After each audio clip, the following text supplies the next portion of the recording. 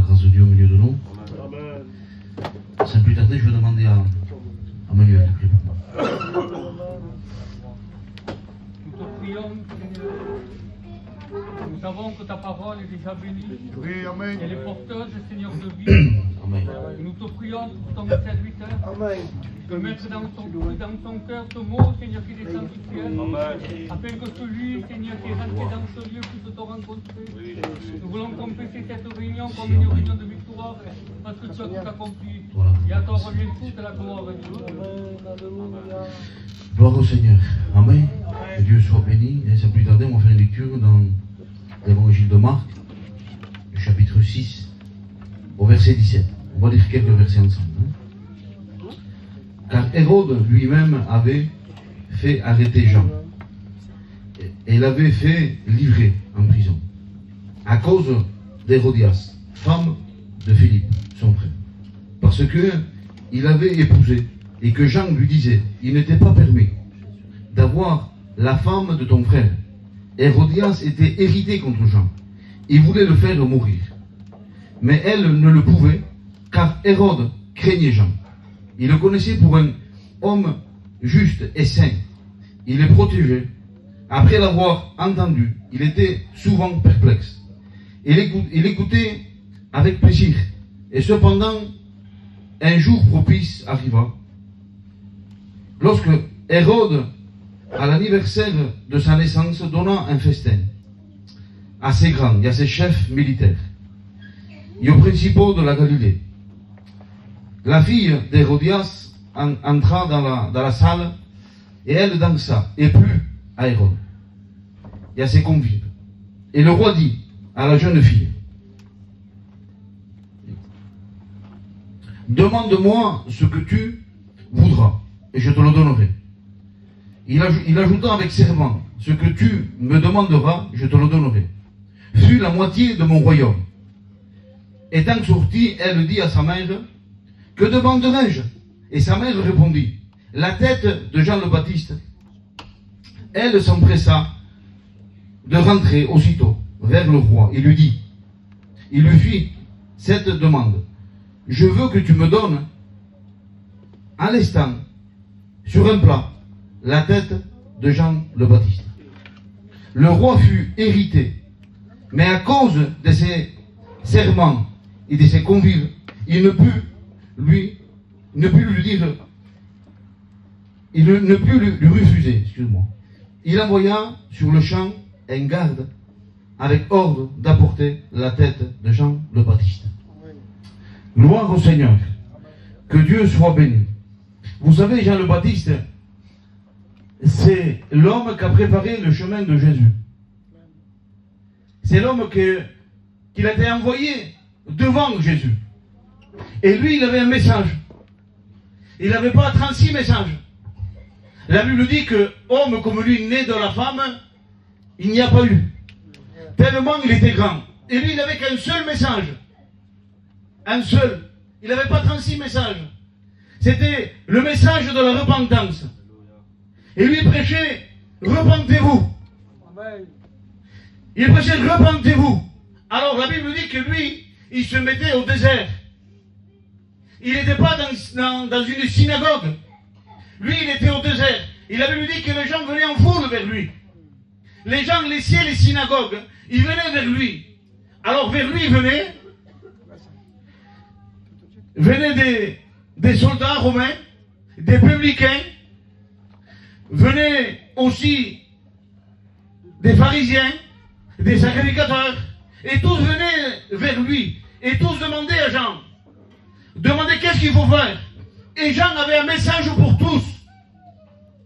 Il avait le même message pour le publicain, pour le soldat romain, pour le sacrificateur, pour le pharisien. Il avait un seul message pour tous. Et ce message disait cela: repentez-vous. Au sacrificateur, il disait repente-toi. Au lévite, il disait repente-toi. À l'homme publicain, il disait repente-toi. Au soldat, il disait repentez-vous. C'était son message. Et c'était le message que Dieu lui avait donné. C'était ce message qu'il devait prêcher. Alors la Bible dit, après avoir prêché à tous ces gens-là, le message de la repentance. Il vient un jour où Jean le Baptiste va prêcher au roi Hérode. Le roi Hérode, c'est quelqu'un de très important. C'est le roi. Il a le droit de vie et de mort. Et c'est lui, il peut fermer la synagogue, il peut l'ouvrir. C'est quelqu'un, rendez-vous compte, le roi Hérode à l'époque. Quelqu'un de très important. Et maintenant, Jean le Baptiste va aller prêcher au roi Hérode. Et la Bible dit que Jean le Baptiste, son message ne le change pas parce qu'il était roi. Il a toujours le même message. Même s'il est roi, même s'il peut être condamné, même s'il peut être frappé, même s'il peut être tué, son message il ne change pas. Il appelle le roi Hérode, il dit Hérode, Hérode, t'as pas le droit d'avoir la femme de ton frère. Pour femme, t'as pas le droit. Il est en train de lui prêcher la Bible de l'époque. Il est en train de prêcher Lévitique 18. Le roi Hérode prend la parole de Dieu. Il prend Lévitique 18. Il prêche à Hérode. Parce que Lévitique 18 est en train de dire que tu n'as pas le droit d'avoir la femme de ton frère, Hérode. Tu n'as pas le droit. La Bible dit que Hérodias, qui est le symbole du diable, c'était sa belle-sœur, qui était mariée avec Philippe. Mais Hérode, comme il était roi, il a pris sa femme de son frère. Il est devenu la sienne. Mais Hérodias, cela le convenait. Parce qu'il était tranquille, il était dans le royaume. Son frère, son beau-frère était riche. C'était le roi Hérode. Ça lui convenait à elle. Et la Bible dit que Hérodias, cette femme-là, quand il entendait que Jean le Baptiste lui disait la vérité, elle était dérangée. Et le symbole du diable, elle était dérangée. Et il ne voulait pas que Jean le Baptiste prêche cela. Il ne voulait pas qu'il prêche Lévitique 18. Il ne voulait pas. La Bible dit, il voulait le faire mourir, mais elle ne le pouvait pas. Voilà le message qui dérange les ténèbres. Voilà le message qui fait reculer les ténèbres. Voilà le message qui délivre. C'est lequel? Le message de la Bible. C'est la parole de Dieu. Jean le Baptiste prêchait la parole de Dieu. Et c'était ce message-là qui dérangeait Hérodias. Nous ne voulons pas prêcher un autre message que la parole. Nous ne voulons pas prêcher nos logiques. Nous ne voulons pas prêcher nos pensées. Nous ne voulons pas prêcher nos convictions. Nous voulons prêcher la parole de Dieu. Parce que c'est la parole de Dieu qui dérange les ténèbres. Le diable ne veut pas qu'on prêche le vrai évangile. Sûrement que les gens venaient, les pharisiens, les sacrificateurs, venaient parler avec le roi Hérode. Mais personne ne sortait la Bible. Personne ne lui prêchait. Lévitique 18, personne ne le prêchait. Parce que le roi Hérode pouvait te mettre en prison. Alors les pharisiens de l'époque, que c'est la religion, sûrement lui disaient qu'il est beau ton royaume, Hérode. Et Hérode disait, demain, je te fais la synagogue plus grande. Hérode, on verra avec le temps, tu vas changer. C'est bien, tu commences à venir, c'est bien. Tu commences à t'améliorer, Hérode. Tu écoutes quand même, tu viens à la synagogue. Et Hérode était content. Hérode se sentait bien.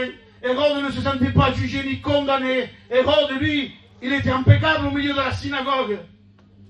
Mais avec le Jean le Baptiste, il n'était pas impeccable. Quand Jean le Baptiste prêchait, il était coupable. Quand les pharisiens prêchaient, c'était le roi Hérode qui est en train de s'améliorer. Mais quand c'est Jean-Baptiste qui prêche, il est coupable.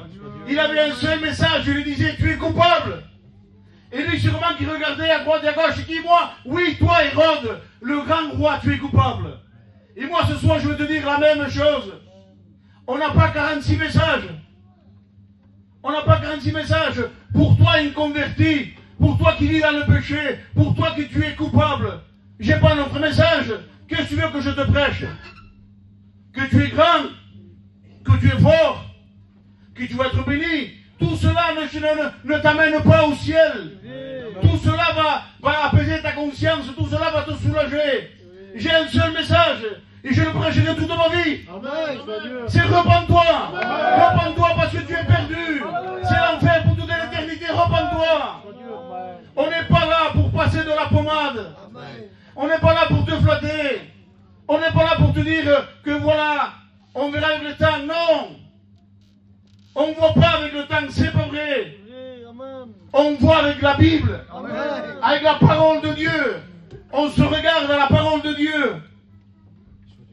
Et on regarde à la parole, on regarde tous, on regarde. Et quand on regarde la parole de Dieu nous fait voir que nous sommes vilains devant lui.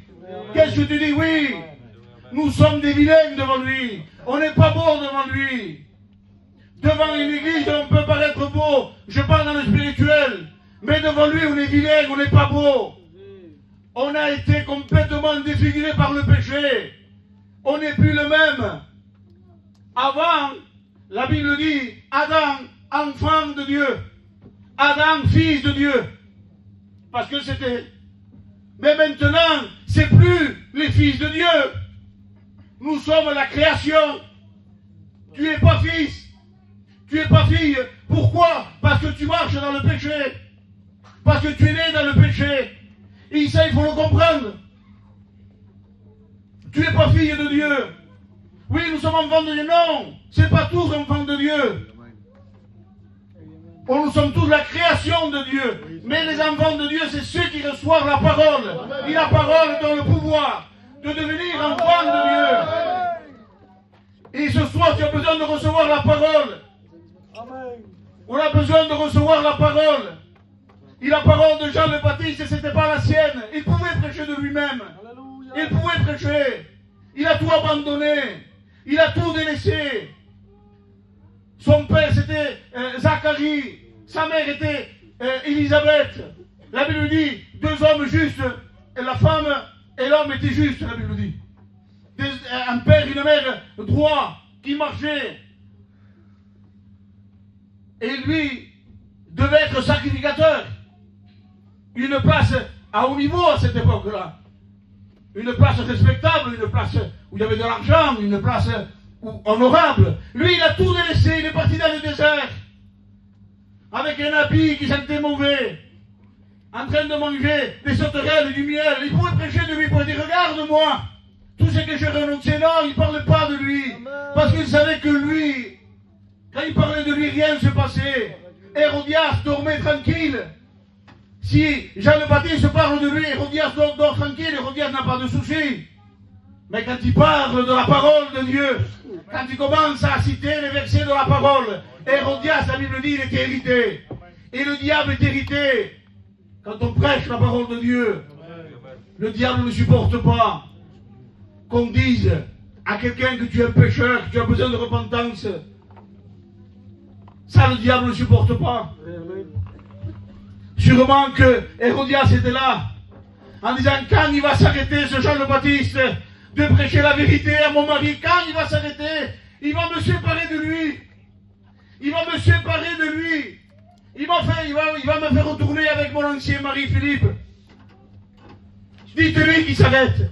Dites-lui qu'il ne prêche pas la vérité. On lui donne tout. On lui donne une synagogue s'il veut. On lui donne une maison, une villa. On le fait rentrer dans le royaume. Mais qu'il s'arrête de prêcher. Qu'il s'arrête de citer la parole de Dieu. Qu'il s'arrête. Mais Jean le Baptiste ne s'arrêtait pas. C'était constamment. Constamment, chaque fois que tu le voyais, c'était le même message, ça ne changeait pas. Repens-toi. Repens-toi. Tu n'as pas le droit. Et le message de l'évangile sera toujours le même.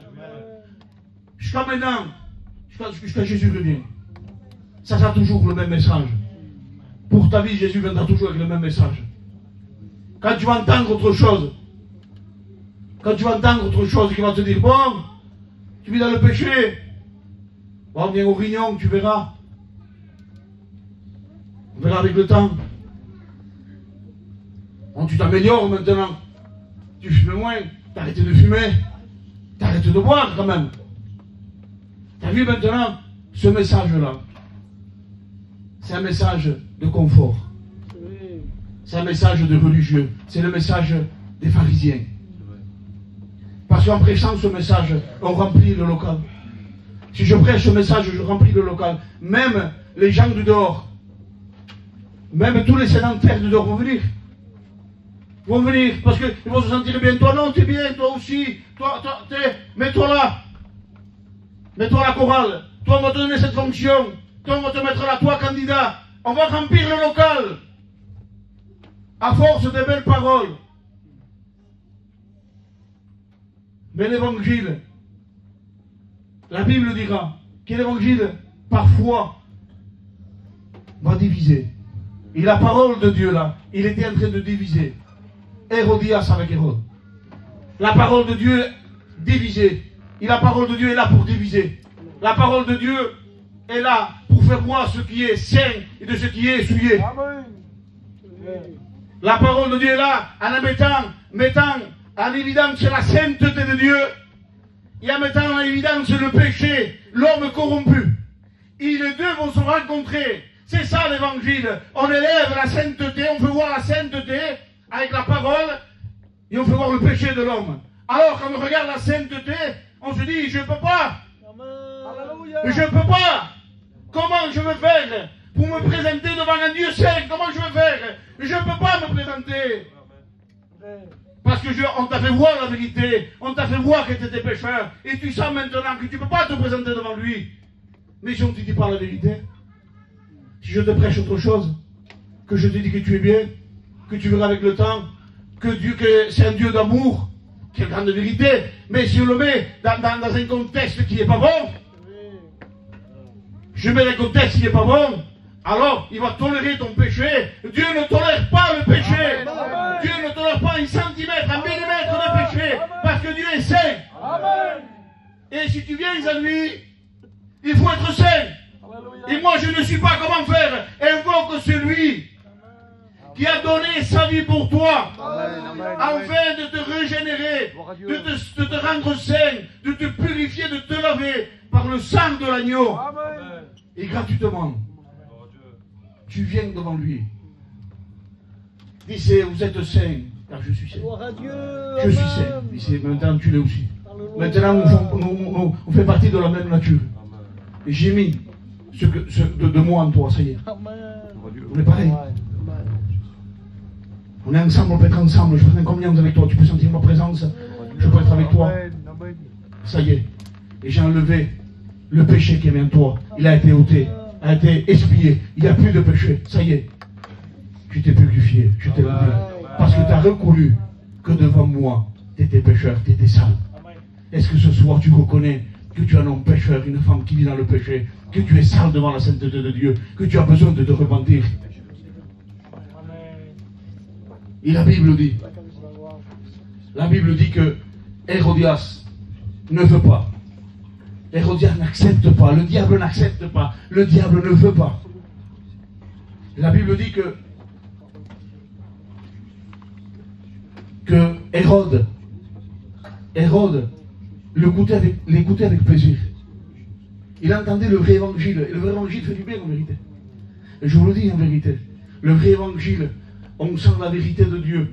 On sent l'impact de la parole. Pas d'un homme. Parce qu'un homme c'est rien. Mais l'impact de la parole, on sent l'impact de la parole. On sent que le Saint-Esprit est en train de toucher le cœur avec la parole de Dieu.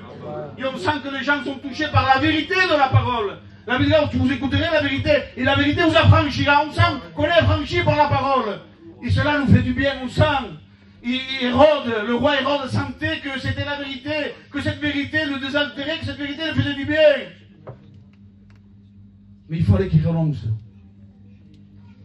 Il regardait Hérodias. Il ne voulait pas. La Bible dit que même il le protégeait.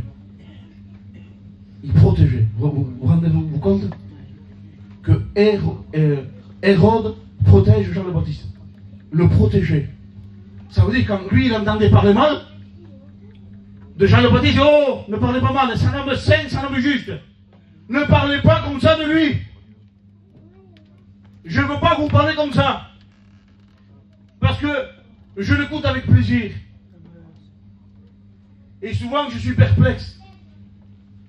Combien de gens comme ça dans l'évangile? Combien de gens? Combien de gens défendent l'évangile? Mais eux, ils sont en train de vivre dans le péché. Ils veulent défendre l'évangile. Hérodias, ne défends pas. Hérode, je veux dire, ne défends pas l'évangile. Toi, ne défends pas. Parce que toi, tu es pécheur. C'est toi qui fais du mal. C'est toi qui es ennemi. C'est toi. L'évangile n'a pas besoin de toi. L'évangile est venu pour sauver.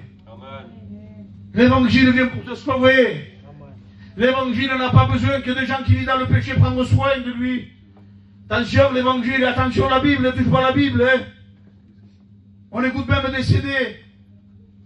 On met un CD dans la voiture, hein, c'est le cantique, la parole de Dieu, on est là. Mais tu vis dans le péché complètement. Tu es en train d'apaiser ta conscience.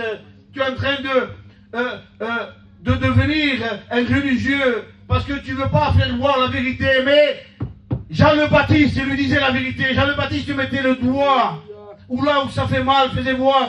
Il remuait le couteau dans la plaie, disait Jean, disait Hérode, tu es un pécheur. Mais je parle bien de toi. Je t'écoute avec plaisir. Laisse-moi. Non. Non. Tu peux me dire ce que tu veux. Tu peux me flatter jusqu'à demain. Je te dirai la vérité. Dieu n'a pas besoin qu'on le flatte. L'évangile n'a pas besoin d'être flatté. L'évangile n'a pas besoin d'être regardé. L'évangile n'a pas besoin de nous. C'est nous qu'on a besoin de l'évangile. C'est nous qu'on a besoin de l'évangile. Et Jean le Baptiste lui disait, Hérode, c'est toi qui as besoin de moi. Moi, je n'ai pas besoin de toi. C'est toi qui as besoin de te repentir. Et voilà ce que Jésus veut te dire. Tu as besoin de repentance. Tu n'as pas besoin de faire celui qui écoute la parole de Dieu et de dire, voilà, moi je la respecte. Moi je ne veux pas qu'il parle mal de Jésus devant moi. Mais tu vis dans le péché. Prends conscience ce soir. Ne fais pas comme Hérode. La Bible dit à un moment donné, mais j'arrête, ils ont pris le Seigneur. À un moment donné, la fille d'Hérodias va rentrer dans la salle parce que c'était l'anniversaire d'Hérode, du roi. Il va rentrer, il va commencer à danser. Hérode la regarde, il est séduit. Il est séduit, il la voit danser, il est séduit. Et pris dans son élan, il va dire, c'est bon que ça va être servine. Il va dire, c'est bon. Il dit, demande-moi ce que tu veux. Demande-moi. Tu me plais tellement, tu me demandes ce que tu veux, je te le donne. Il dit, c'est même si tu me demandes la moitié de mon royaume, je te le donne. Ils sont riches. Si Hérode lui donne la moitié du royaume, ils sont riches. Alors, la fille va voir sa mère. Et lui dit, maman, Hérode, le roi, m'a fait une promesse devant tout le monde. Qu'est-ce qu'il t'a dit? Il m'a dit que je demande ce que je veux. Même la moitié du royaume, il me le donne. Il t'a dit ça? Qu'est-ce que tu fais normalement? Prends-lui la moitié du royaume, on va être riche. Ma fille, on va être riche. Demande-lui vite la moitié du royaume. Tellement Hérodias savait que la moitié du royaume, c'était pas la richesse. Il savait que tout cela n'était rien. Il fallait arrêter quelqu'un, il fallait la mort de quelqu'un. Il disait non, ne demande pas la moitié du royaume, ça c'est pas grave. Ça, on l'a. On l'a ça. Demande à la tête de Jean le Baptiste. Demande à la mort de Jean le Baptiste qu'il arrête de prêcher la vérité. Et la Bible dit que cette fille va demander, il dit donne-moi maintenant sur un plat la tête de Jean le Baptiste. La Bible dit qu'il va appeler un garde, il va lui couper la tête. Il va le donner. Il va donner la tête de Jean le Baptiste. Et elle, il croit, ça y est, c'est arrêté. Mais la Bible dit, si vous faites la lecture du chapitre 6, et si vous commencez un peu avant, vous verrez que Jésus était aussi. Et qu'Hérode disait, mais c'est Jean le Baptiste. La vérité, tu ne peux pas l'arrêter. La vérité, tu ne peux pas l'étouffer. La vérité sortira toujours. La vérité viendra toujours. La vérité, on ne peut pas la faire taire. La vérité, on croit qu'on l'a tuée, mais la vérité, personne ne la tue. La vérité, personne ne peut faire mourir la vérité, personne. Parce que la vérité triomphe du mensonge. Triomphe du mensonge. Hérodias croyait que c'était fini, mais non. C'était Jésus maintenant qui commençait à prêcher la même chose, et on peut le lire. Repentez-vous. L'évangile, on ne peut pas l'arrêter. La vérité, on ne peut pas. Un jour, j'arrête avec ça. Un jour, ils ont pris la vérité. Ils ont pris la vérité. Ils l'ont frappé. Ils ont frappé la vérité. Ils l'ont craché au visage, je vous demande pardon. Ils ont mis une couronne d'épines à la vérité. Et avec un roseau, ils ont frappé dessus. Ils ont pris la vérité, ils l'ont crucifié à la croix. Ils ont mis des clous à ses mains, à ses pieds. Ils ont traversé son côté à la croix. Et tout le monde disait, ça y est, c'est fini. Mais le troisième jour, la vérité est sortie du tombeau. Et encore aujourd'hui, on prêche la vérité. Parce que la vérité, tu ne peux pas l'arrêter. C'est la vérité qu'un jour t'arrêtera, toi. La vérité, un jour t'arrêtera. Quand tu vas mourir. Je le dis haut et fort, le jour où tu vas mourir, sans le pardon de ton péché, quand tu seras devant lui, tu auras la bouche fermée. Et la vérité dira, prenez-le, liez-le, jetez-le aux ténèbres de dehors. C'est la vérité qu'il aura le dernier mot sur ta vie. C'est pas le mensonge, c'est la vérité. Mais ce soir, la vérité vient vers toi. Il a un nom, la vérité. Il dit, je suis le chemin. La vérité, il a dit. Il s'appelle Jésus. Il vient vers toi, il te dit ce soir, repends-toi. Repends-toi ce soir. Ne crois pas que tu vas m'arrêter. Ne crois pas que tu pourras fuir de moi. Ne crois pas ça. Un jour, tu vas comparaître devant moi. Mais ce soir, je pardonne ton péché. On prie le Seigneur. Amen.